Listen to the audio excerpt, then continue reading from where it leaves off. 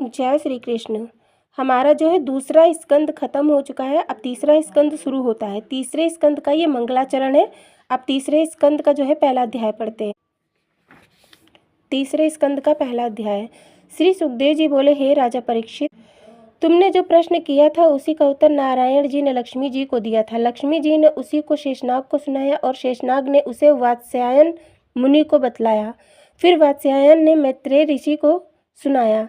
ये सुनकर राजा परीक्षित सुखदेव मुनि से बोले, हे भगवान, अब आप मुझे ये बतलाने की कृपा करें कि कृष्णादि की भेंट किस जगह पर हुई थी।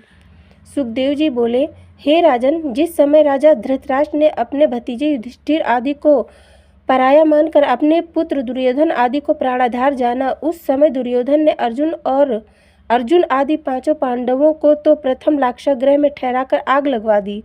इसके बाद भीमसेन के खाने के लिए जहर के लड्डू भेजे। इतने पर भी वे न मरे तो उसने जुए में छल करके उनका समस्त राज्य और संपत्ति ले ली। तत्पश्चात उसने द्रौपदी को राजसभा में नंगी करने का विचार से दुशासन को उसका चीरहरण करने का आदेश दिया। इस पर भी जब उनके मन को शांति न हुई, तब उसने पांडवों को 13 वर्ष का वनवास दिया। पुरुषोत्तम भगवान श्री कृष्ण चंद्र जी की कृपा से 5 पांडवों की सर्वत्र रक्षा हुई।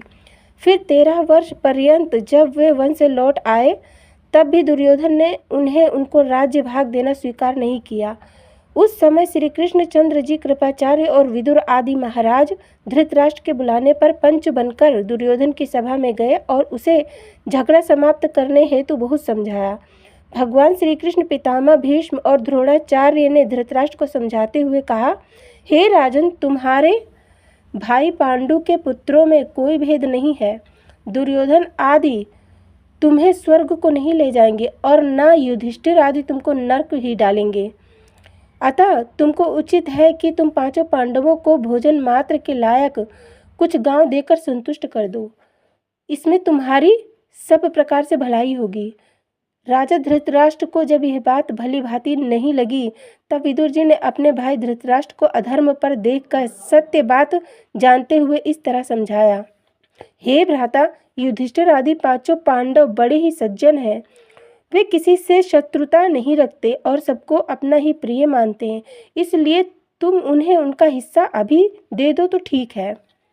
वैसे तो युधिष्ठिर, अर्जुन, भीम, नकुल और सहदेव 5 भाई इतने बलवान हैं कि अगर उनमें से कोई एक भी चाहे तो वे संग्राम में 10 दिशाओं के दिक्पालों को हताश कर सकता है।